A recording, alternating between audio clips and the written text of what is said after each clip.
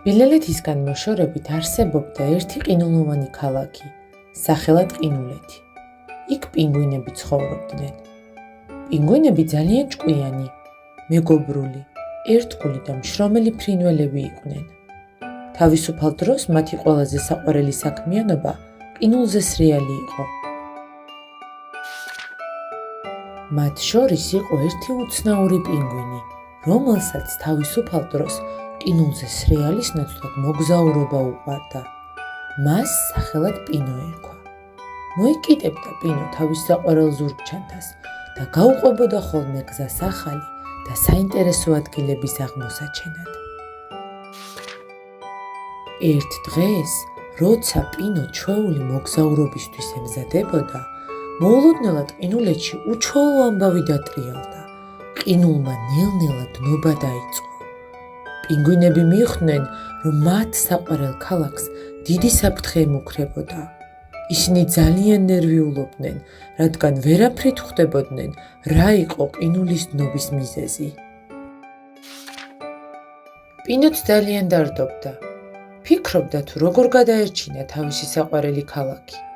ბევრი ფიქრის მერე, ერთ-ერთი მოგზაურობის დროს ნანახი ადგილი, თოვლქალაქი და მისი მცველი თეთრი დათვი სახელად დათუ გაახსენდა.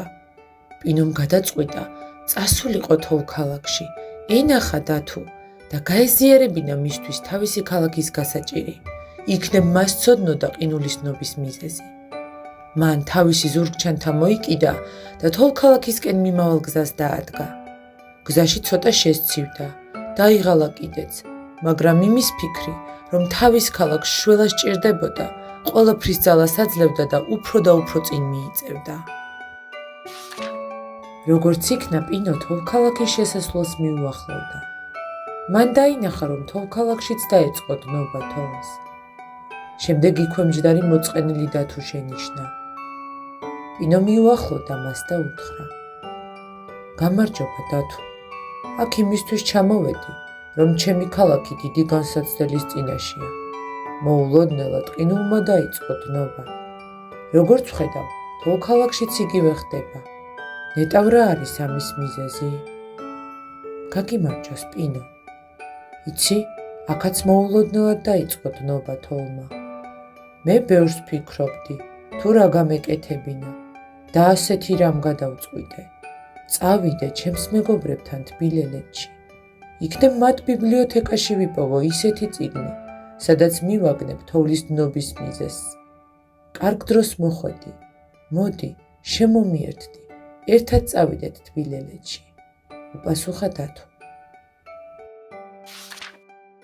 პინო და დათუ გაეშურნენ თბილელეთისაკენ. თბილელეთელები დიდი სიხარულით შეეგებნენ მონატრებულ მეგობარს. მისი იქ ჩასვლა განსაკუთრებით ბაჭია-ბაჭას გაუხარდა. დათუმ პინო გააცნო ბაჭოს და უთხრა, რომ მისი დახმარება სჭირდებოდათ. ბაჭოს ტყე ქალაქის ბიბლიოთეკაში უნდა ეპოვა წიგნი, სადაც ეწერებოდა თოვლქალაქსა და ყინულეთში ყინულის დნობის მიზეზი. ბაჭომ გულთან ახლოს მიიტანა დათუს და პინოს გასაჭირი და უთხრა, რომ ყველაფერს გააკეთებდა მათ დასახმარებლად. მან დაღლილი მეგობრები შინ შეიპატიჟა, თვითონ კი ბიბლიოთეკაში წავიდა. დიდხნიანი ძებნის შემდეგ ბაჭომ ერთ საინტერესო წიგნს მიაგნო, რომელიც ყინულის შესახებ იყო. მან წიგნს ხელი დაავლო და შინისაკენ გამოიქცა.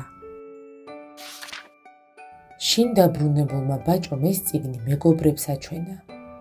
ისინი დასხდნენ და წიგნიდან ასეთი მნიშვნელოვანი რამ მოიკითხეს: თურმე ყინულოვან ქალაქებში, თოვლქალაქსა და ყინულეთში ყველაფერი ყინულის იისფერი კრისტალის წყალობით იყინებოდა და თუ ოდესმე თოვლი და ყინული ამ ქალაქებში დნობას დაიწყებდა, ესე იგი კრისტალი საფრთხეში იყო. წიგნში ისიც ეწერა, რომ იისფერი ყინულის კრისტალი ყინულეთთან ახლოს ერთ-ერთი მაღალი მთის გამოქვაბულში მდებარეობდა და რომ მას თაფლისფერ თვალება ირემი იცავდა. პინომ და დათუმ მადლობა გადაუხადეს ბაჭოს დახმარებისთვის. გამოემშვიდობდნენ მას და გამოქვაბულისაკენ სავალ რთულ გზას დაადგნენ. გზაში ისინი ერთმანეთს ამხნევებდნენ, ეხმარებოდნენ და აძლიერებდნენ. ბევრი იარეს თუ ცოტა იარეს, მიუახლოვდნენ გამოქვაბულს, რომლის კარებთანაც თაფლისფერ თვალება ირემი იდგა. ისინი მიესალმნენ ირემს და უამბეს მას თავიანთი გასაჭირი. კი მაგრამ, ჩემი ბოლო შემოწმებისას ყინულის კრისტალი უსაფრთხოდ იყო, ნეტავ რა მოხდა და დარდიანდა ირემი. ირემს სახელად ნეო ერქვა. ნეო ძალიან მამაცი და ყურადღებიანი იყო. მისი ლამაზი, თაფლისფერი თვალებიდან იმედის და სიკეთის შუქი იფრქვეოდა. ის დროდადრო გამოქვაბულის კარს აღებდა, ამოწმებდა ყინულის კრისტალს და გულმოდგინედ უვლიდა მას. ნეომ გამოქვაბულის კარი გააღო. გამოქვაბულში შესულებს უცნაური სურათი გადაეშალათ თვალწინ. ყინულის კრისტალთან პაწაწინა მზის სხივი წამოსკუპებულიყო. კრისტალს კი დნობა დაეწყო. შენ აქ საიდან გაჩნდი? იკითხა გაოცებულმა ირემმა. ირემო, იცი, მე დიდი ხანია ციდან გაკვირდები და სულ მაინტერესებდა, რა იყო ამ გამოქვაბულში და რა სიცავდი ასეთი მონდომებით. ამიტომ ვეღარ მოვითმინე და ბოლოს, როცა შენ კარები გააღე, მე ჩუმად შემოვიპარე აქ. მერე კი გამოსვლა ვეღარ მოვასწარი და ასე აღმოვჩნდი ჩაკეტილ გამოქვაბულში ყინულის კრისტალთან ერთად. ვხედავდი, რომ ჩემი აქ ყოფნის გამო კრისტალმა დნობა დაიწყო. მე არ ვიცოდი, რით დავხმარებოდი მას და ძალიან მოვიწყინე, მორიდებით თქვა მზის სხივმა.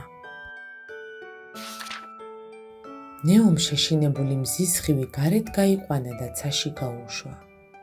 ყინულის იისფერმა კრისტალმა ნელ-ნელა ისევ დაიწყო გაყინვა. პინომ და დათომ შვებით ამოისუნთქეს. ისინი მიხვდნენ, რომ ეს იყო იმის ნიშანი, რომ მათი საყვარელი ქალაქები გადარჩა.